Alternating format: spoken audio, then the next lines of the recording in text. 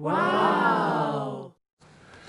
안녕하세요. 복싱 매니지먼트 코리아 황현철입니다. 펀치라인 복싱 토크 벌써 35회가 됐네요. 이번 시간에는 1988년 파트 4, 지난 시간에 이어서 4부 88년의 마지막을 정리해 보도록 하겠습니다. 임준배 위원님 나오셨습니다. 네, 안녕하세요. 또 이성열 이사님 계시고요. 안녕하세요. 장원재 박사님 나오셨습니다. 네, 안녕하십니까. 김영문님 나오셨습니다. 네, 안녕하세요. 그러면 88년의 마지막을 한번 출발해 보겠습니다. 지난 시간에 9월 달까지 했고요. 이제 10월 달 경기부터 한번 살펴볼 텐데요. 그 최창호 선수가 IBF 플라이급 챔피언을 지냈죠. 그 야심차게 한 체급 위에 세계 최강이라고 불리던 그 카오사이 갤럭시를 그 홈으로 불러들였습니다. 서울에서 WBA 주니어 벤턴급 타이틀에 도전을 하게 되는데요. 네, 이 경기는 호텔 이벤트였죠? 그렇죠. 네, 호텔에서 했고 갤럭시 8차 방어전, 8차 방어전이었는데 그동안 갤럭시가 외국 나가서 방어전을 했던 게 엘리피칼, 인도네시아, 그 다음에 그 4차였나요? 이스라엘 콘트라레스와 덴마크인가요? 네덜란드령 뭐 무슨 군동가 어디 내가 또 지리 약한데 또 지적상 그냥 하여간 어디선가 했습니다. 네덜란드령 안틸러스 뭐 이런 데 아니냐? 네덜란드령에서 해서 그 이스라엘 콘트라레스와 KO로 이겼고 엘리피칼도 원정방어전 이겼고 이제 세 번째 원정방어전을 나섰습니다. 그래서 이 시합은 뭐 최창호 선수가 세계 챔피언 경력도 있고 또 상당히 그 펀치력도 있지만 워낙 그 카오사이 갤럭시의 그 이미지나 실적이 강했기 때문에 시합 전부터 뭐 승리에 대한 건 상당히 좀 비관적이었습니다. 그래서 그래도 과연 뭐 얼마나 하나 뭐 이런 정도의 관심을 가졌는데 1라운드부터 이제 최창호 선수가 이제 평소와는 틀리게 좀 굉장히 좀 수비적으로 나오죠. 그렇죠. 네, 그래서 이제 갤럭시가 뭐랄까 이래저는 좀 탐색으로 이렇게 쳐다보다가 2회부터 이제 치고 나오는데 야 이거는 도저히 이길 수가 없겠구나 하는 좀 느낌을 받았고 결국 이제 4라운드에 이제 첫 다운을 맞으면서 그 다음부터는 거의 일방적인 그 페이스로 시합이 진행되다가 결국은 8회죠? 8라운드 KO로 뭐 변명의 여지가 없는 그런 패배가 됐습니다. 네. 힘 대 힘으로 초반부터 맞섰는데 처음부터 밀렸던, 그래서 결국은 힘의 우위에 의해서 꺾였던 경기로 기억하고요. 그래도 최창호 선수가 초반에는 전 세계 챔피언다운 면모를 많이 보여줬습니다. 아 그랬나요? 나는 별로 그런 느낌은 없고 모르겠어요. 카오사이가 워낙 절대 강자의 느낌이 있어가지고요. 다른 선수들 같으면은 좀 주눅 들고 좀 겁먹는다 그래야 되나요? 이런 모습을 보였는데 그래도 대등하게 맞섰죠. 이 갤럭시는 일단 외모에서 한 30% 먹고 들어가는 것 같아요. 도저히 주니어 벤턴급 같지가 않은 저거라 그 정말 링에서 맞닥뜨리는 선수는 대책이 안 쓸 것 같은 뭐 그런 느낌이에요. 더군다나 이제 그 2달 전에 그 쌍둥이 형이 타이틀을 다소 좀 본인 생각으로 네. 억울하게 뺏겼기 때문에 복수하러 왔다고 지금 화가 나 있었어요. 그래서 인터뷰에서도 그 형의 복수를 하러 왔다는 그렇죠. 뭐 그런 멘트를 날렸고 좀 잔인하리만큼 하여간 최창호 선수가 마지막 피니시 쪽 가서는 좀 거의 일방적으로 진짜 무참하게 그 맞는 뭐 그런 결과가 됐죠. 이 경기는 시합 자체를 논한다기보다는 그 최창호 선수의 그 캠프 중 어떤 한 분이 굉장히 강하게 그 주장을 했었을 것 같아요. 그 소트 치탈라타도 그렇게 이변을 일으켰으니 카오사이 갤럭시도 혹시 같은 동남아 쪽이고 하니까 혹시나 또 그쪽 또 그런 기운을 받아가지고 다시 한번 또 역전을 할 수 있지 않을까라는 그 캠프 쪽에 어떤 한 분이 강하게 밀었을 것 같은 그런 제 생각이 듭니다. 밀은 거예요? 밀었을 것 같은 굉장히 거예요? 밀어붙였을 것 같아요. 그래도 한번 아니 한 근데 번만 이 더 시합은 처음에는 해보자. 못 밀어붙여요. 처음에 굉장히 수비적으로 나와요. 아니 그게 아니라 매치메이킹, 매치메이킹을 네. 치탈라타한테도 한번 그런 대이변을 일으켰으니 혹시 페날로사에게. 아니요. 치탈라타. 페날로사에게 그리고 혹시나 또 이번에도 또 갤럭시도 한번 그런 또 연출을 또 한 번 더 하지 않을까 하는 중량감이 너무 차이 나지 않아요? 아니 근데 지금 이성열 이사님 말씀에 그런 의미는 드네요. 이게 패착을- 우리나라에서 세계 타이틀 매치를 할 때는 그래도 어느 정도 승산이 있는 쪽으로 매치메이킹을 하잖아요. 왜 데리고 왔을까? 아니요, 저는 그때 기대했어요. 아, 그랬어요? 물론 열세죠. 물론 거의 그 객관적인 열세지만 그래도 최창호 선수가 펀치가 있고 또 외국에서 타이틀을 네. 따올 만한 저력이 있는 선수이기 때문에 한번 붙여볼 만하지 않았을까. 뭐 상당히 열세지만 그래도 기대해볼 구석이 있는 그런 뭐 매치였죠. 하긴 세계 타이틀 매치에서 도전자가 우세를 받고 하는 시합은 거의 없죠. 다 없애시고 그렇죠. 뭐 그럴 가능성은 있는데 글쎄요. 뭐 갤럭시가 워낙 그 이미지가 강해서 그런지 저는 뭐 이 시합 처음부터 그렇게 별로 승산은 굉장히 희박하다고 보고 봤고 결과도 그렇게 됐는데 아무튼 뭐 그냥 모든 걸 떠나가지고 보면은 그 갤럭시의 시합을 그 지금 말로 직관을 할 수 있는 뭐 그런 어떤 기회가 됐던 그런 시합이었던 것 같습니다. 그때 최창호 선수 이제 트레이닝 캠프에서 나왔던 얘기는 플라이급 대하고 주니어 벤터급 대하고 이 최창호 선수의 펀치력이 굉장히 배가가 됐다. 그렇죠. 플라이급에서는 최창호 선수가 약간 감량고에 시달렸던 신장이었기 때문에 네. 뭐 그럴 수도 있죠. 예, 그래서 그렇겠네요. 주니어 벤텀으로 올린 뒤에는 이제 미트를 받아주기가 힘들 정도로 강타가 폭발하는 느낌을 받았다. 그래서 한번 붙어볼 만하다라고 했던 것 누구 같습니다. 한 분이 있었네요. 어떤 한 분이 밀어붙이시는 분이 한 분 있었을 것 같아요. 제 느낌은. 이건 제가 생각해도 임준비 위원님 말씀대로 이건 좀 미스매치가 아니었을까. 시합 전부터 그런 생각이 들었는데 그런데 롤란도 보홀 선수에게 88년 1월에 타이틀을 뺏길 때도 이게 국내린 같았으면 과연 타이틀을 풀고 왔을까 뭐 그런 얘기도 있었고요. 그렇죠. 또 최창호 선수가 좋은 경기도 많이 보였기 때문에 볼 선수와의 시합은 그냥 따라다니다 끝난 거라 네. 서로 공이 뭐 결정적인 장면도 없었고 했기 때문에 최창호 선수 입장에서는 뭐 약간 아까웠겠죠. 저 힘 대 힘으로 붙어볼 만하다고 계산했을 수도 있습니다. 그리고 정말 열심히 싸웠어요. 잘 싸웠습니다. 기량은 그 카오사이 갤럭시에게 물론 못 미쳤지만 정말 열심히 했습니다. 그래서 그 투혼 하나만큼은 본인이 그 갤럭시의 펀치에 거의 반실신 지경에 이를 때까지 도망가는 모습을 보이지 않았거든요. 네, 장렬하게 붙었죠. 정말 산화했어요. 이 최창호 선수가 정신력이 대단한 것 같아요. 그러네요. 페네로스와의 시합 때도 고비가 있었는데 극복해 나가는 거 보고 그 갤럭시와의 시합도 사실 다른 선수 같으면 그 전에 벌써 포기를 하든지 뭐 떨어졌어야 되는데 그때까지 끌고 가는 것도 사실 대단한 건데 보는 관전자 입장에서는 그 홈링에서 우리나라 선수가 그 마지막에 무참하게 지니까 안타깝죠. 안타까웠던 뭐 그런 기억이 납니다. 그리고 그때 최창호 선수가 어떤 인터뷰를 했냐면은 본인은 이제 초반에는 조금 슬로우 스타터고 7, 8, 9회 때 굉장히 그 몽롱한 그 고비가 온다. 어떤 경기를 해도 그렇다. 근데 그걸 넘기면 이상하리 많지 자기는 힘이 난다라고 했었거든요. 그런 인터뷰는 어디서 보세요? 그때 주간 스포츠의 심층 인터뷰가 굉장히 많이 나왔습니다. 우리 장원재 박사님이 이제 스포츠 동화랑 주간 스포츠를 창간호부터 네. 91년도였죠. 그때 것까지를 다 모으셨다가 그걸 펀치라인사에 기증을 했어요. 그 나온 기사가 있습니다. 그 기회가 되면 한번 그 캡처해서 저희 화면으로 근데 그게 보내드릴게요. 펀치라인 다 문 닫으면서 다 없어져 버린 거예요? 모르죠. 그다음에 어떻게 저희가 됐는지 모르죠. 펀치라인 판권을 인수할 때는 아무것도- 한 권의 책도 받지 아무것도 못했어요. 없었으니까 그 펀치라인을 우리가 인수할 때는 그 펀치라인의 판권만 받았지 자료나 이런 거는 뭐 전혀 없었습니다.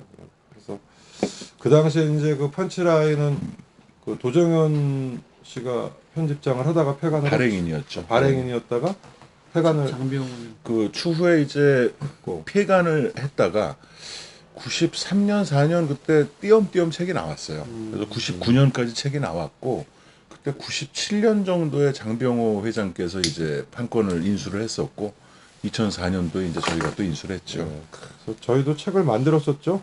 그렇죠. 저 샀습니다. 서점에서. 너무 반가워가지고. 그걸 서점에 깔지 말고 인터넷 판매만 했어야 되는데 무리한 욕심 때문에 10년을 전국 서점에 깔았어요. 그거를. 10년을 기울였고 역시 우리나라는 복싱 쪽에서 그 돈 나오기가 참 힘들구나.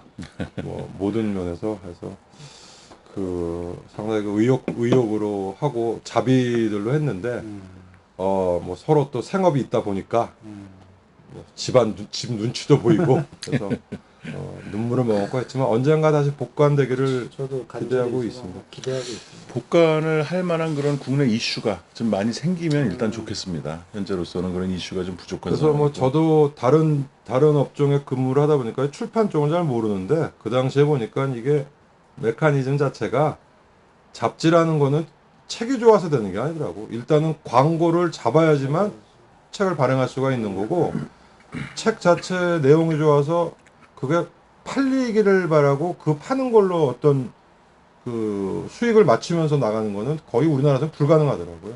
하지만 뭐 아시다시피 지금 현재 복싱이 그 뭐 광고들이 많이 붙을 리도 없고 해가지고 거의 자비로 하다가 세 권 만들었나요? 네 권 만들었나요? 세권 만들었죠. 그래서 뭐 책은 잘 만들었는데 부득이 뭐 잠정 휴관이죠. 폐간하게 한다고는 좀 하기가 그렇고. 그래도 정기 구독자분들 내신 분들은 전부 환불 처리를 해드렸습니다. 그럼 복싱 매거진 아예 폐간돼서 사라져 버린 건가요? 판권을 또 누군가 그렇죠. 갖고 복싱 매거진은 그때 88 프로모션에서 찍어냈기 때문에 아. 아마 그대로 사장됐을 가능성이 저 높습니다. 크로스 카운터도 그럼 사장됐고. 그건 잘 모르겠어요. 크로스 카운터도 뭐 그렇게 그 발행 후원하시던 분이 이제 후원도 끊기고 했기 때문에 뭐 어렵고 지금 사실 이 지류 어떤 책이나 잡지를 한다는 거는 축구야구도 잡지 거의 다 없어졌죠. 이제 지류 잡지는. 그렇죠. 축구는 이제 베스트 11이 수십 년째 꿋꿋하게 버티고 있고요. 그래서 뭐 월간 축구 뭐 옛날 뭐 네, 월간 그 야구. 월간 축구가 베스트볼로 갔습니다. 근데 잡지를 하는 게 쉽지는 않고 이게 뭐 인터넷과 유튜브 발달로 지류 잡지 그 일본도 가면 복싱 매거진이가 명맥은 유지를 하는데 걔네는 그 어떤 전통적인 게 있고 또 고정 구독자가 있으니까 유지를 하는 거지 옛날보다 뭐 부수나 많이 줄었다 그러고 잡지사에서도 뭐 신문도 마찬가지지만 이제 인터넷 쪽의 어떤 그 잡지 인터넷 잡지 복싱비트가 약간 그렇죠 지금. 근데 이제 일본 경우는 좀 다른 것이 그 복싱만 내는 것이 아니라 베이스볼 매거진이라는 출판사에서 각 종목의 네, 매거진을 다 냅니다. 발리볼 매거진도 있고 뭐 축구, 농구, 야구, 뭐 각종 검도, 펜싱 별 그 종목별로 다 있어요. 아니 그러고 규모의 경제가 실현이 된 거죠. 그렇죠. 아니 일본은 그런 스포츠 잡지 중에는 레슬링 잡지가 굉장히 많아요. 레슬링 DVD도 엄청나게 팔립니다. 그러니까 이게 서점을 가면 복싱 관계 잡지는 어디 잘 못 찾겠고 일단 야구하고 레슬링에 거의 차지하고 있더라고요. 프로레슬링. 네, 프로레슬링.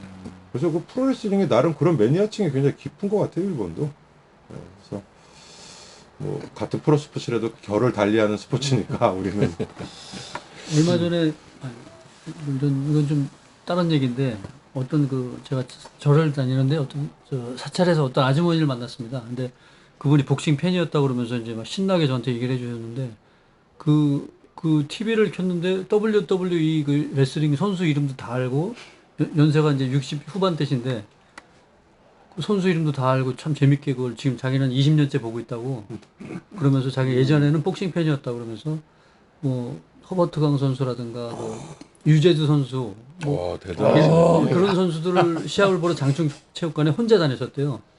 혼자 다니시면서 옛날에 내가 어렸을 때 가면은 그 미모의 젊은 여자들이 그러니까 그분 중에 한 분이셨을 것 같아요. 표사 가지고 복싱을 오는 여자들이 혼자서 있었다니까? 그분들이 혼자서. 지금 이제 할머니가 되셨겠지만 그렇죠. 그때는 그 복싱도 남자가 아니고 여자끼리도 그 취미를 갖고 해서 오히려 복싱은 60대가 좀 넘으신 그 여자분들 중에는 옛날에 나도 팬이었지 하는 분이 좀 있으실 거예요.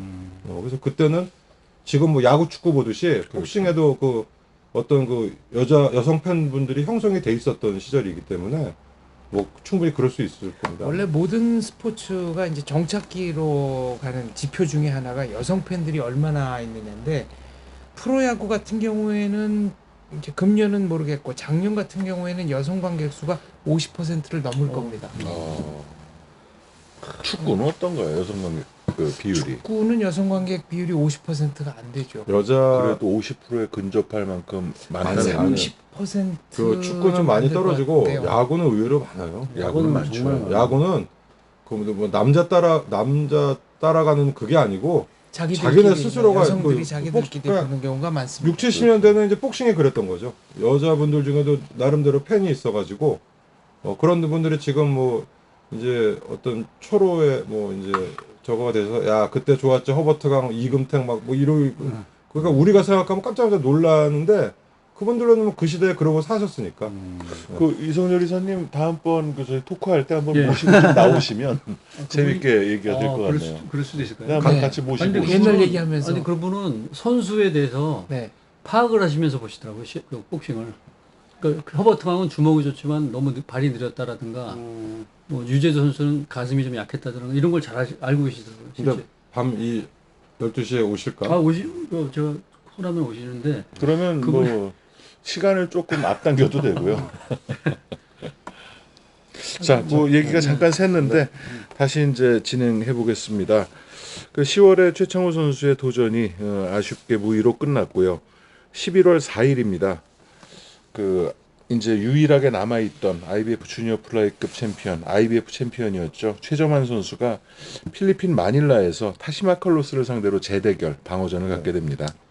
그 마칼로스 선수와는 이제 국내 링에서 한번 싸웠던 경험이 있고 1차 방어였죠. 이제 최정환 선수가 마지막 우리나라의 그 IBF 챔피언을 갖고 있었는데 그렇죠. 사실 뭐 이제 국내 시합은 어렵고 해외 나가는 것도 여의치가 않아서 이에 한 번도 뭐 시합을 못 하고 있었던 이게 상태죠. 근 1년 만에 링에 오는 거 1년 아닌가요? 1년이 넘었나? 한 1년 정도 됐죠. 작년에 시합을 하고 하여간 올해는 논타이틀은 했습니다. 논타이틀을 했고 롤란도 파스쿠아를 불러서 했는데 네. 한번 다운 당하고 네. 좀 어렵게, 어렵게 이겼어요. 이겼죠. 그 파스쿠아.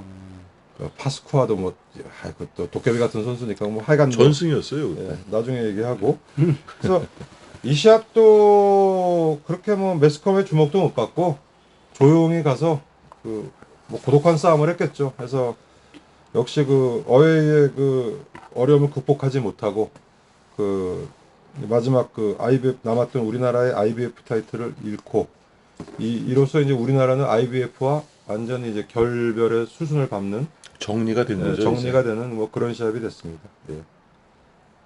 이제. 이 시합 혹시 어떻게 보셨나요? 이 시합은 뭐 못 봤을 걸 이거 기억이 안 나는데요. 전 혹시 보셨어요, 황 대표님? 네, 저는 봤는데 나도 봤어.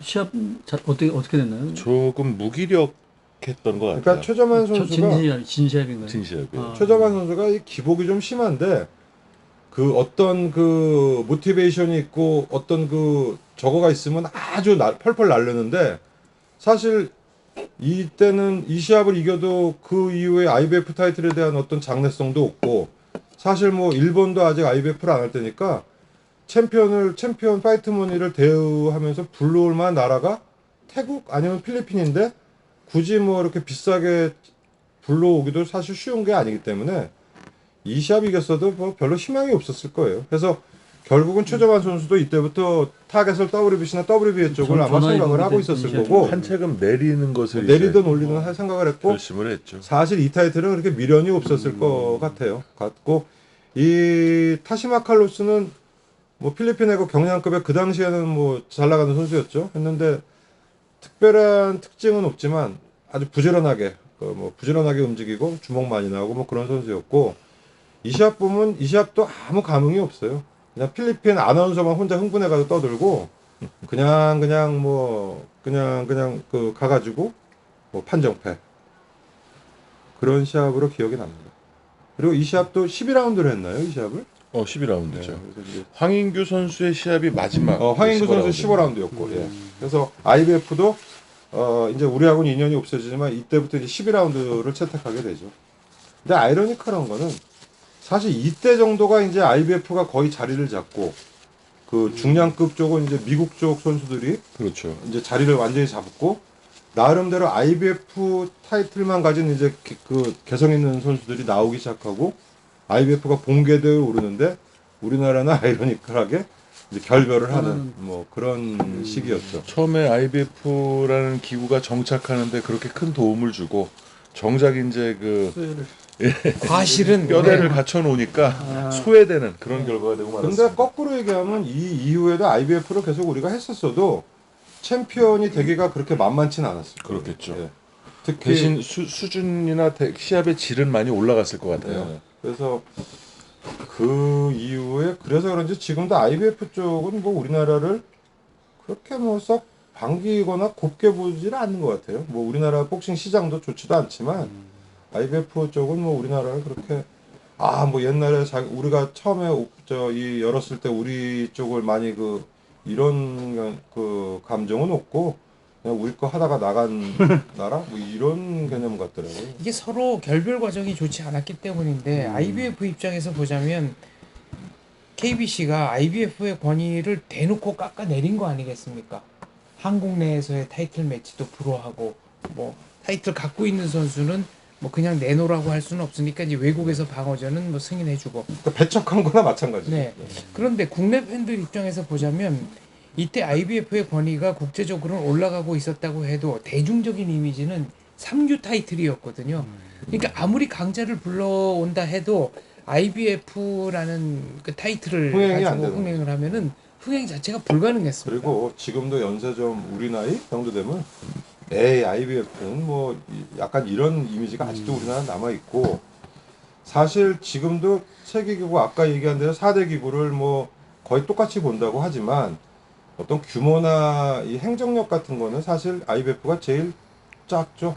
회원국도 그렇고 그리고 이제 그네들이 좀 모순된 게 IBF는 지금 뭐 한참 미국 대선에서도 항상 얘기하는 미국은 합중국입니다. 했기 때문에 미국의 IBF에 가입된 주 하나가 나라 하나하고 똑같아요. 투표권이. 그러다 보니까 제가 뭐 IBF가 지금 미국 51개 중에 몇 개 주가 가입된지 모르지만 걔네는 미국 주 하나하고 회원국 하나하고로 같은 투표권으로 보고 지금 심판 쪽도 보면은 뭐 얼마 전 이제 IBF가 일본도 개방을 해가지고 오는데 완전 미국판이에요 심판들이. 그래서 아직도 어떤 미국 위주의 좀 뭐 그런 쪽이 있고 해서 특히 아시아 쪽은 아직도 WBA나 WBC나 후이지만 이제 필리핀을 위주로 해서 아시아 쪽에서 많이 공략한 WBO에 비해서 아시아에서 어떤 위세는 아직도 좀 IBF가 제일 약한 편이죠. 그럴 수밖에 없죠. 지금 IBF가 행정이 가장 공정하고 잠정 챔피언이 없어요. 그리고 지명 방어 시한을 반드시 지켜야 됩니다. 그래서 챔피언이 그걸 통합 타이틀이라도 가지고 있지만 IBF의 지명 시한을 어기면 가차없이 박탈하거나 반납해 버립니다. 그렇기 때문에 회원국의 규모는 지금 임 의원님 말씀대로 적을진 몰라도 현재 이렇게 기구가 난립하는 상황에서는 가장 그래도 행정을 잘하고 있다고 보여져요. 그러니까 뭐 쓸데없는 이상한 타이틀이 없어요. 그렇죠. 세계 타이틀은 세계 타이틀이지. 인트림 타이틀 뭐 이런 아니 거 뭐 그런 없고 것뿐만 아니라 뭐 인터컨티넨탈 다이아몬드 뭐 레전드 뭐 이상한 거 자꾸 붙이는데 IBF는 그런 거는 굉장히 컴팩트하게 갑니다. 가고 다만 이제 아시아존하고는 아직까지는 그렇게 그렇죠. 그네들도 미국 중심이다 보니까 그네들도 어쩔 수 비중을 없죠. 크게 안 하고 그거는 이제 유럽 쪽도 마찬가지죠. 그렇죠. 그러니까 IBF가 유럽이나 아시아에서는 다른 세계국에서는 좀 세가 약하지만 지금 황 대표님 말씀하신 대로 어떤 행정에 있어서는 가장 뭐 좀 공정하다고 봐야 되나요? 뭐 현재 상태에선 그런 것 같습니다. 그리고 일단은 뭐 얘기하기 좀 뭐하지만 세습 체제가 아닌 거. 그렇죠. 예. 거기다가 이제 뭐 경기 전날 개최량과 시합 당일의 개최량에 대한 어떤 무게 규정을 정해서 그걸 이제 정식으로 규정으로 도입할 그런 체계도 갖추고 있고 그래서 이제 좀 앞선 어떤 행정을 가져가고 있어요. 그래서 다른 기구와 통합전 하려면 개최량 때문에 항상 문제가 생기죠. 그랬죠. 여러 개최량 차례 시간 그랬죠. 틀리고 뭐 일본에서도 개최량 시간 때문에 좀 문제됐던 적이 좀 있었죠. 가메다 다이키도 그랬고. 그렇죠. 뭐 골로프킨과 알바레스의 경기 때도 그랬고요. 그래서 그렇습니다. 네. 자, 그렇게 해서 이제 IBF는 한국과 인연이 끊겼어요. 끊겨버렸고 이틀 뒤죠. 11월 6일인데요. 유명우 선수가 10차 방어전을 갔습니다. 그 도전자는 바하르 우딘. 인도네시아 선수. 이 선수는 전 시합인 오유타나 콘보다 더 못 들어본 선수고. 근데 전적에 KO가 하나도 없던 걸로 저는 기억을 하는데 맞나요? 그건 잘 기억이 나지 않는데요. 하여튼 패가 상당히 많았고요. 저는, 예. 2류, 3류 선수들에게도 많이 친 그런 선수였어요. 저는 이 시합을 터미널인가 거기서 봤어요. 16승 중에 2KO로 돼 있네요. 2KO로. 근데 대부분 유명우나 장정구 시합을 공공장소에 보면 사람들이 굉장히 몰입해서 막 응원하고 봤는데 이 시합은 그냥 아저씨들이 다리 꼬고 담배 피면서 명우가 이겼네 하고 그냥 끄고 가버리더라고요. 그 정도로 되게 몰입감이 없는 시합. 마지막 씬에서는 우진이 지나온다. 악착같이 버티다가 뭐 발까지 무릎까지 카바를 한 하려는데 막 7라운드에 코너에서 연타 맞고 그냥 그냥 소나기 펀치 예, 맞고 무참하게 그랬는데, 때리는데 양손 카바도 안 되니까 뭐 발로라도 카바를 해보려고 뭐 안간힘을 쓰는데 이 시합이야말로 진짜 어린애 데려다 손목 비틀듯이 한 시합이었고 이게 10차 방어면 되게 역사적인 방어잖아요. 장정구 그렇죠. 선수의 다음으로 두 자리 방어인데 너무 장정구 선수와 대비되게 너무 약한 선수를 데려와가지고 이건 뭐 MBC 방송국의 압력이었는지 뭐 뭔지는 모르겠지만 참 이때부터 유명욱 캐리어가 지금도 약간 논란이 되는 그 캐리어가 시작되는 요 시기인 것 같아요. 이해는 해요. 그 네. 랭킹권에 있는 강자들을 모조리 꺾었기 때문에 10차 방어라고 그러면 누가 남아 있겠습니까? 그럼 웬만한 유망주는 다 꺾었으니까 생소한 도전자가 오는 것까지는 이해를 하는데 동양권에서조차 236급으로 그렇죠. 분류된 도전자를 두 차례 연속 방어전을 치르다 보니까 유명훈 선수는 아무 죄가 없어요. 이거는 그렇죠. 이 선수가 주최 무슨 측의 죄예요. 어떤 예. 그 흥행 자체가 좀 문제가 있는 거였죠. 이런 그 저질의 시합 때문에 IBF를 퇴출 수순을 밟았는데 WBA 타이틀 매치에서 이런 도전자가 와버리니까 복싱 팬들이 그만큼 실망감이 더 커지지 않았나 싶습니다. 이때까지만 해도 WBA, WBC는 한국 선수 사이에 세계 타이틀 매치가 없었죠. 여태까지는 없었죠. 그 처음이 이제 이삼중 89년도에 이삼중 최용 선수와 최용 이삼중 네. 선수 시합이 아니죠. 아니, 김봉준 김봉준, 이삼중. 김봉준, 시합이 이삼중. 처음이죠.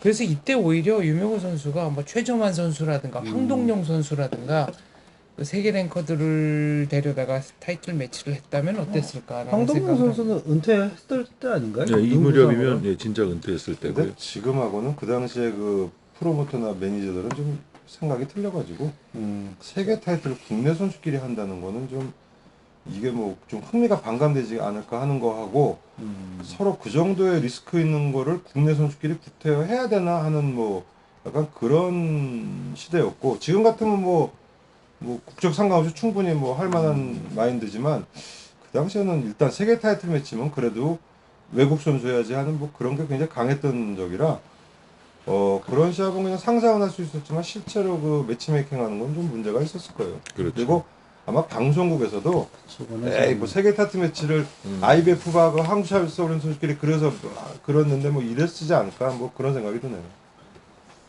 이 시절만 해도 그런 뭐 생각이 많았을 때였기 때문에 쉽지는 않았을 것 같습니다. 이 경기는 세계 타이틀 매치로서의 긴장감이 상당히 전혀 떨어진 없어요. 예. 경기였습니다.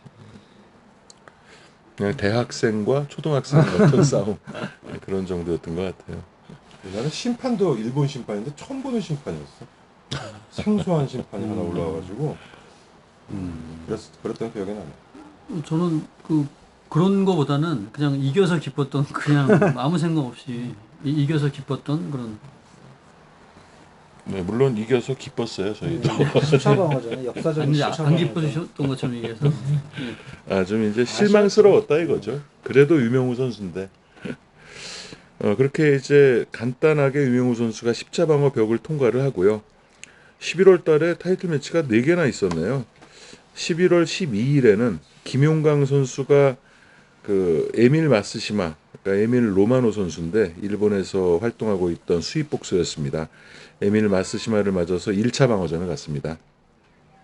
이 에밀로만 선수는 상당히 유망주고 뭐 나름 그 플라이급 쳐놓고는 주목 위력도 있었는데 세계 타이틀하기는 아직 좀 그 덜 익은 상태라고 해야 되나 좀 시기상조라 그러나 그래서 뭐 시합은 김영광 선수가 KO만 못 끌어냈을 뿐 거의 뭐 일방적으로 대차의 판정승을 거두면서 1차 방어에 성공하고 김영광 선수는 이 시합이 걱정이 아니고 그 옵션에 의한 치탈라타와의 그 제시합에 이제 좀 더 그렇죠. 준비를 하는 뭐 그런 시합에 앞선 어떤 워밍업 시합 정도였고 판정은 뭐 10점 차 이상 아마 나는 원사이드한 그런 뭐 승리가 됐던 그런 시합으로 기억납니다. 네, 저는 이 경기가 그 장정구 선수 대 구라모치 다다시 선수의 경기의 복사판이었다고 생각합니다. 일방적인 그거보다는 좀 덜 일방적이었죠. 그랬고 구라모치는 불쌍하다는 생각이 들었는데 그래도 에밀로마노는 불쌍한 생각까지는 안 들었던 것 같아요. 그래도 이 시합도 버금가죠. 예. 거의 처음부터 일방적이었어요. 끝까지, 이 네. 시합도. 그래서 김용강 선수가 잃은 라운드가 없으니까요. 이 시합은 오히려 김영광 선수가 시합 끝나고 내가 그 감기 때문에 컨디션에서 케어 못 시켜서 죄송하다고 하는 뭐 그런 멘트를 했을 정도로 이 그때 다운 시켰을 때 조금만 더 밀어붙였으면 충분히 그 다운 안 시켰어. 다운 한 번 더 같은데. 없어. 다운은 없어. 다운을 한 번도 못 시켜서 이상하다 그랬지. 아니 다운을 한 번 시켰고 다운 없다니까. 중후반 라운드에 한 번 시켰고 저는 분명히 시킨 걸로 나오는데. 다운 없어. 아, 이 시합도 영상이 없나요? 아직 있어. 있어요? 다운을 못 시킨 게 이상하다 그랬어요. 아니, 다운을 거의 시켜야 되는데 KO로 못 시킨 게 좀 이상. 근데 다운도 한 번도 없었어. 어. 거의 다운에 가까웠게 그냥 뚫고 패긴 했는데 다운은 없었어. 이성열 의사님의 의견은 안 되는 건 강력하게 얘기를 해야 돼. 근데 저는 지금도 다운을 시켰습니다. 한 다운이 못 되니까. 나중에 영상 한번 아. 보죠. 번. 제 저 기억에는 싸우지 마시고요. 자, 이제 어쨌든 그 완승으로 완사이드하게 김용광 선수가 1차 방어를 성공을 했고요. 이제 보름 뒤죠. 문성길 선수가 1차 방어전을 갔는데 도전자는 에드거 몬세라트 그 세 번째 지금 세계 타이틀 도전하는 선수입니다. 이 시합 전에 이제 카오사이 갤럭시에게 도전했다가 허망하게 KO패를 당하고 이후에 이제 그 테크니션 그 로만 필베르토 로만에게 도전했다 판정패를 네. 프랑스 링에서 당했는데 전형적인 그 파나마 체형 키 크고 스텝 빠르고 나름 주먹도 있고 했는데 맷집은 없는 그렇죠. 이런 선수였는데 뭐 이 시합은 1라운드부터 뭐 다운 시키고 문성길 선수가 펀치에 뭐 로프에서 날아가면서 해가지고 아 뭐 이거 언제 끝나나 이제 뭐 7라운드 이제 언제 끝나나 하고 보던 뭐 그런 기억이 나는 너무 시합이었어요. 연약해 보였습니다. 예. 턱 쪽이. 근데 이 지명방어전이었죠? 아니에요. 아니에요. 아닌가요? 선택 방어전이었어요. 그리고 뭐 김용광 선수하고 마찬가지로 문성길 선수도 갤럭시와의 옵션 때문에 2차 방어전은 또 갤럭시하고 재시합을 해야 되는 입장이니까 그 시합에 앞서서 이제 선택 방어전으로 일단은 뭐 하는 거죠. 근데 김용광 선수랑 문성길 둘 다 2차 방어전 또 따로 선택하잖아요. 3차에서 이제 3차에서 하는데 다 하고 아마 모종의 어떤 그 그거는 이제 하나 연기를 태국 측과의 거래가 있었을 겁니다. 저는 문성길 선수 이게 시합 보면 그러니까 시합 벌어지기 전에 이 김광 선수가 꽃다발 증정하는 그게 기억이 나. 김광 선수와 김용광 선수를 아니 문성길 문성길 선수 선수. 같이 대표팀 생활했었으니까. 예, 84년 LA 올림픽 때 같이 나갔었죠. 그때 뭐 한국을 대표하는 양대 아마 세계 챔피언들이었으니까. 그렇죠. 김용광 선수는 아마추어 때 뭐 천재 소리 막 듣고 그랬는데 천재 소년 김광 선수. 아니, 김광선. 김광 선수. 근데 이때는 아직 김광 선수가 프로 아예 전이에요. 전혀 마음도 없었고. 이때는 아니, 이제 이제 올림픽 올림픽 금메달 올림픽 아, 금메달을 막 그거를 따고, 따고. 네. 따고 거치를 이제 뭐 했는데 아마추어를 계속하고 다음 올림픽을 하네 뭐 어쩌네 저쩌네 막 네, 그럴 프로로 때니까. 도느냐 마느냐 뭐 이런 얘기 있었고 이게 내부적으로는 도는다 쪽으로 간 것 같은데요. 그래서 이렇게 얼굴을 좀 비춰준 것 같아요. 뭐 그건 잘 모르겠고 어쨌든 저는 근데 이때 올림픽 꽃다발. 메달을 따면 5년간 같은 업종에 종사해야 한다는 규정이 있었거든요. 그래서 이게 이게 올림픽이 아니라 86 아시안 게임 때 군 면제를 받았기 때문에 그래서 상무에 가서 버틴 거라고 저는 그게 맞지 네. 않나요? 그래서 김광선 선수는 이제 88 올림픽을 금메달로 마무리를 했으니까 이게 좀 나중에 문제가 생기죠. 김광선 선수가 아시안 게임에서 금메달을 따고 나서 5년이 지났잖아요. 그래서 이때는 군무원 신분이었는데 아무튼 나중에 좀 이렇게 복잡하게 됩니다. 문성길 선수도 결국 군복무를 하게 되죠. 문성길 선수는 군복무 때문에 그 스페인의 코나도 방어전을 못 갈 뻔했어요. 못 갈 뻔했죠. 그거다 정말 그 간신히 나가는 게 그게 안 돼가지고 그렇죠. 아니 근데 웃긴 게 나중에 저는 군 생활할 때 병영 프로그램에 있었는데 육군 화살부대가 소개됐는데 박종팔 선수도 그 부대에 근무를 했었다고 그러더라고요. 그래서 권투 선수 중에 문성길, 박종팔 선수가 나와서 군인 시절 얘기를 하더라고요. 우리 때는 우리 때는 가지고 이상하네. 70년대 80년대 초까지는 한국 챔피언 되면 무조건 수경사로 갔어. 수방사. 필동이요. 그러니까 그러니까 고생근 뭐 홍수환 선수도 그랬고 염동균 선수도 그랬고 유재두 선수도 있었고 유명호 선수도 수방사 나왔다. 그러니까 수경사였죠 그때. 그때가 수경사. 수도 경비 그리고 사령. 뭐 한국 챔피언급만 해도 뭐 정남철 뭐 유장호 다 그 수경사 그러니까 국내 챔피언만 돼도 군을 그냥 수경사라고 가서 거기 운동하는 거야 거기서. 필동에 현병대 있지 않았나요? 거기 뭐 지금 저 한국의 집 있는 한국의 집 그 퇴계로 옆에 가다가 필동 네. 올라가는데 거기 수경사가 있을까 수방사로 나중에 바뀌었는데 그게 현병대랑 같은 부대인가요? 소속인가요? 그건 모르겠고 수경사로 아니 왜냐면 저희 아버지가 거기 그 필동에서 거기 필동 거기가 수경사 헌병대 계셨다고 해가지고 그러니까 수경사 사령부니까 헌병대도 있었겠지 않아요. 그러니까 거기가 수경사인데 그러니까 이 수경사 선수들이 아침 로독을 남산으로 해요. 그렇죠. 남산으로 했다고 그때. 그래서 그 당시에는 뭐 군 혜택이 아니고 군대를 가되 그 상무로 가듯이 아마추어. 네. 운동을 프로는 할 수 있게 한국 복서들 챔피언만 되면 자유롭게 무조건 수경사로 배우죠. 배정을 해가지고 그건 뭐 박정희 대통령 시절인데 뭐 특혜를 준 건지 혜택을 준 건지. 그게 나중에 수방사 때까지 이어집니다. 네. 그래서 지금도 그 수경사 수방사들은 그 기수 네. 모임 있고 뭐 그런 걸로 알고 있고 뭐 국내 유수의 그 선수들이 많이 그 거기 출신이죠. 근데 뭐 문성길 선수 같은 경우에는 그 8개월 그걸 못 채워가지고 나중에 뭐 다시 현역으로 끌려갔다는 그런 얘기가 본인 그 인터뷰에서 현역 복무를 하게 돼서 나중에 스페인 갈 때는 창군 사상 최초로 60일 휴관가를 70일, 받았죠. 70일 휴관가? 시합 그냥 영외에서 훈련을 네. 할 수 있게. 그거 못 조치를 갔으면은 그 명시합이 없어질 거예요. 근데 맞아 그때 70일 나가서 휴가를 아까 말씀하신 김갑수 관장님은 케냐에서 운동하고 다시 뭐 들어갔다고 그 크로스 카운터 이영래 트레이너 그래서 인터뷰를 그 봤어요. 코나두와의 스페인 시합은 뭐 나중에 또 얘기하자면 정말 코나두 신세방친 시합이잖아요. 이 손목이 막다가 가다 손이 부러졌다는 얘기가 있던데. 하지만 뭐 그 이후에 또 벤턴급을 올려서 2번이나 챔피언이 되는데요. 대단한 이 에드가 몬세라트 선수와의 경기도 문성길 선수의 놀라운 힘이 초반부터 정말 불을 뿜은 경기였습니다. 몬셀라트가 굉장히 스피디하지만 워낙 맷집이 없어가지고 뭐 그 편안하게 봤던 기억이 납니다. 1라운드에 다운당하고 나서는 본인의 스피드를 보여줄 만한 그 기력이 없어졌던 것 같아요. 뭐 그렇기도 하고 이 뭐 겨울이 돌아와서 뭐 중남미 선수를 힘을 못 썼는지 제 기억으로 왼손잡이가 맞나요? 에드가 몬살라트가? 그랬던 것 같은데 근데 몬셀라트. 문성길 선수가 엉성해도 왼손잡이를 좀 또 잘 잡더라고요. 의외로 또 왼손잡이를. 근데 이 몬셀라트가 갤럭시 1차 방어전 상대였나요? 아니 1차는 이동춘이었고요. 이동춘. 3차인가 보다.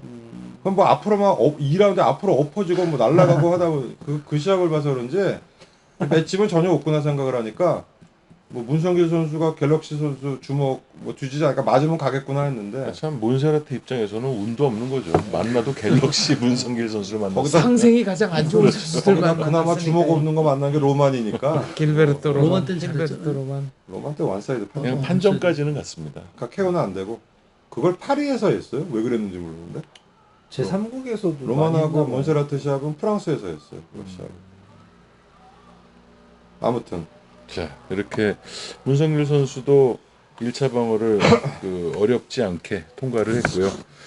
그러니까 이때부터 문성길, 김용광 뭐 이런 신세대, 그러니까 새로운 세대가 그렇죠. 이제 그 장정구 선수가 명예롭게 퇴진하면서 그 빈자리를 이제 문성길 선수가 메워주고 또 김용광 선수가 받쳐주는 유명구 선수는 그럴 때가 여전히 그 됐어요. 버티고 있고 그렇죠.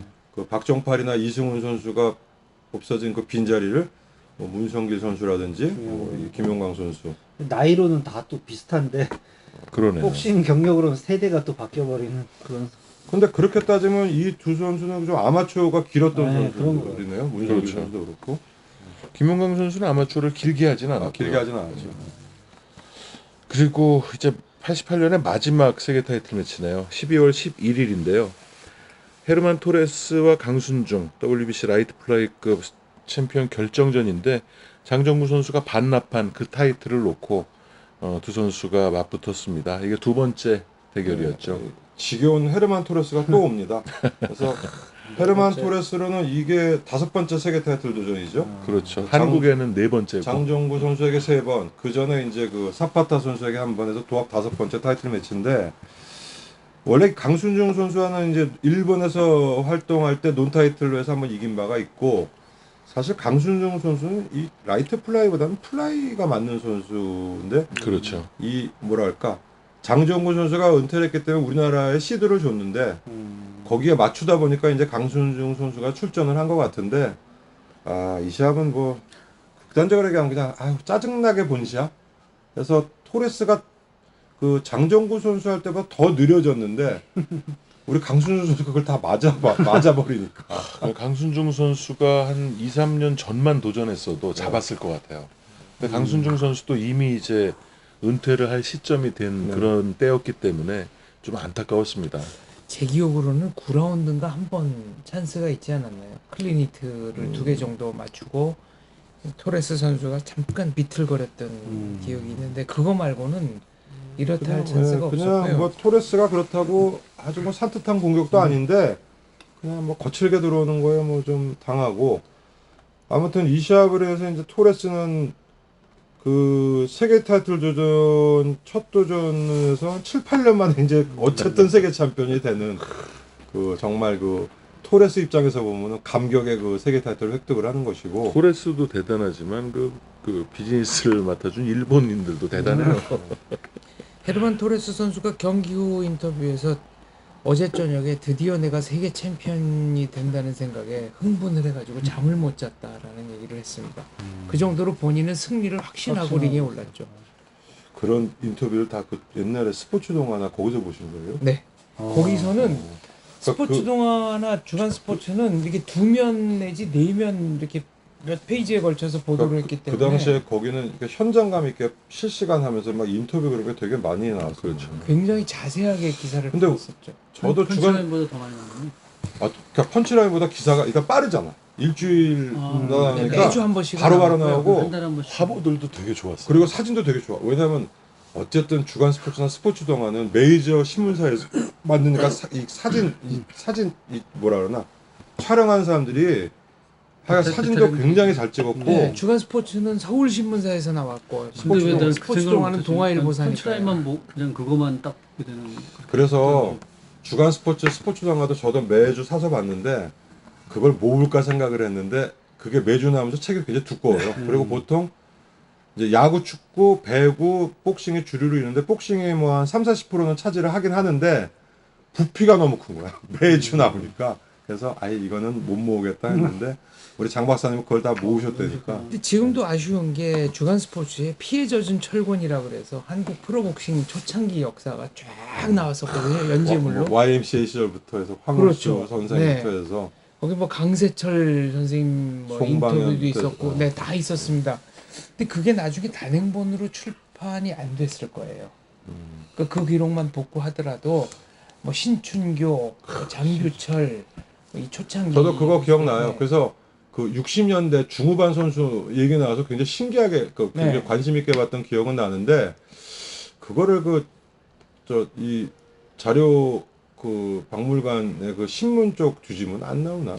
있겠죠. 제가 있겠지만 주간 스포츠 몇 권 갖고 있는데 헌책방 안에서 갖다 드릴까요? 그래서 그때 김현 이원석 선수 라이벌전 얘기도 자세하게 나왔고요. 70년대 게 몇 권 남아가지고. 네, 그리고 또 이원석 선수의 경우에는 아니요, 제가 최무령 10년대인데 어떻게? 네. 뭐 이런 영화 배우들이 후원회를 펀치라인 결성해서 걸 링사이드에서 보려고 경기를 했는데 보기도 그 했다. 당시에는 그런 거 그런 거 많았어요. 이거라도 네, 어쩌라고 그런 거 그러는데. 그 영화 배우 신성일 씨도 그 후원하고 그 저 시합 보러 다닐 때마다 신성일 씨 같은 다음에 분은 그때 그 갖고 장시혁관에 자주 왔었어요.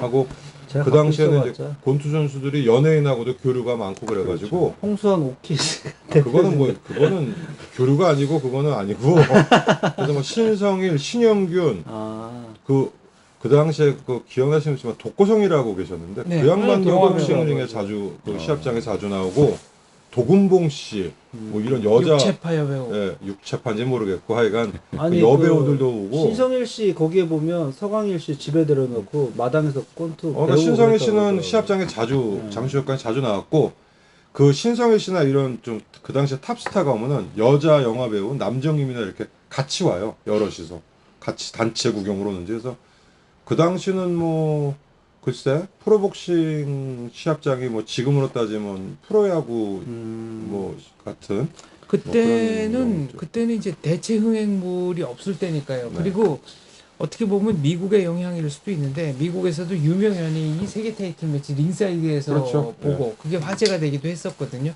그러니까 한국도 그런 문화가 그때는 있었죠.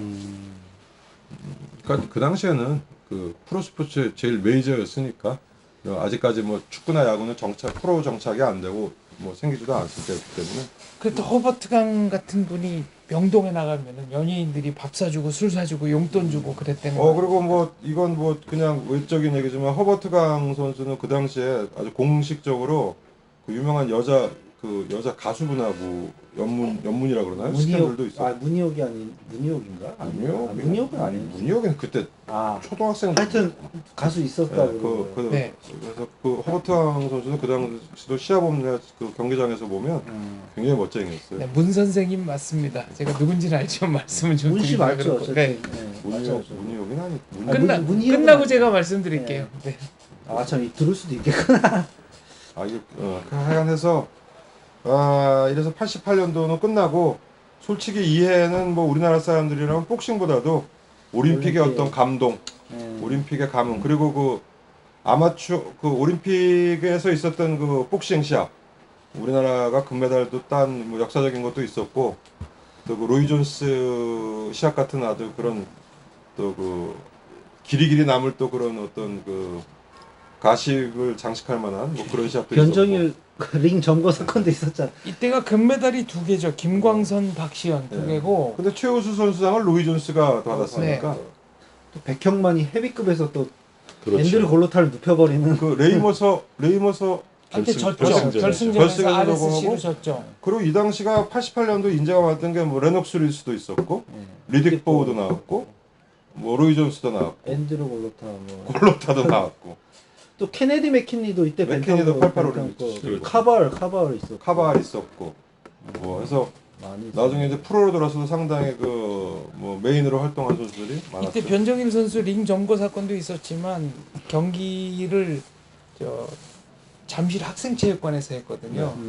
그래서 이제 판정에 문제가 자꾸 생기니까 당시 그 복싱연맹 회장이던 김승현 회장이 두꺼비 집을 내려버렸어요.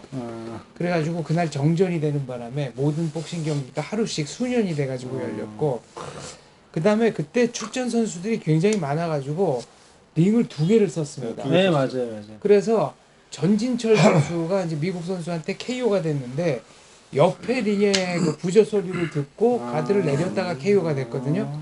근데 그 경우에는 이제 KO 당한 선수는 설령 반칙승을 했다 해도 이 KO 당한 것 자체는 맞기 때문에 그 다음 경기에 출전을 못하게 돼 있었어요. 그래서 그 경기를 아예 무효 처리하고 재경기를 했는데 이제 또 졌던 기억이 있고, 박시현 선수는 이게 굉장히 좀 억울한 케이스입니다. 왜냐면은 판정 자체는 박시현 선수가 졌어요. 그리고 본인이 졌다고 인정을 했습니다. 근데 박시현 선수가 이때 이 손가락 뼈가 부러져 있었거든요. 그러니까 경기를 제대로 치를 수 없었는데 은메달을 땄으면 뼈가 부러진 상태에서도 정말 최선을 다해서 거기까지 간 인간 승리 드라마가 되는 것을 이거를 약간 어거지 판정으로 금메달을 만들어 버리니까 본인도 정말 나중에 이제 주체를 못하고 그 숙소에 가서 엉엉 울었다는 거 아닙니까? 확인되지 않은 거로는 이제 변정일 선수의 판정 때문에 보상 차원의 한국 쪽에 어떤 그 뭐를 한 혜택을 좀 준 게 아닌가 하는 얘기도 있었고, 이 88 올림픽에 의하면은 실제로는 그 12년 만에 그 완전체 올림픽이죠. 그렇죠. 80년도 모스크바를 미국 쪽에서 보이콧했고 그 소위 자유진영 나라들이 보이콧을 했고, 거기에 반해서 이제 84년 LA 올림픽은 또 러시아를 비롯해서 동구권이 보이콧을 해가지고 유고슬라비아 정도만 출전했죠. 예, 그렇기 때문에 사실상 그 완전체 올림픽은 이제 12년 만에 12년 만에 올림픽이었고, 근데 또 76년 몬트리올 올림픽은 아프리카 국가들이 대거 불참했기 70년도 때문에 아프리카가 또 72년 뮌헨 대회 이후 거의 16년 만에 열린 완전체 근데 올림픽이었습니다. 또 쿠바 선수들 쿠바도 불참하지 않았나요? 88 올림픽 때?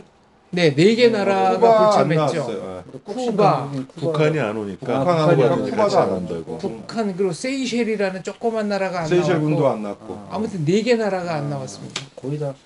근데 아이러니컬하게도 이때가 한국 아마복싱의 전성기의 또 마지막 해가 또 88년도 아닌가요? 89년도 세계 선수권에서 거의 전멸해버리고. 그러니까 이게 86년도부터 커가지고 88년도에 만개를 한 선수들이 이후에 지도자 일기로 은퇴하고 갔거나 다. 은퇴하고 프로 돈 선수도 있고 뭐 북경 아시안 게임에서는 그래도 실적을 그때까지는 보이지. 했고. 그때 하고 그래서 사실 이제 김광선 선수도 처음에는 거치를 확실히 결정을 못했었죠, 바로는. 그렇죠.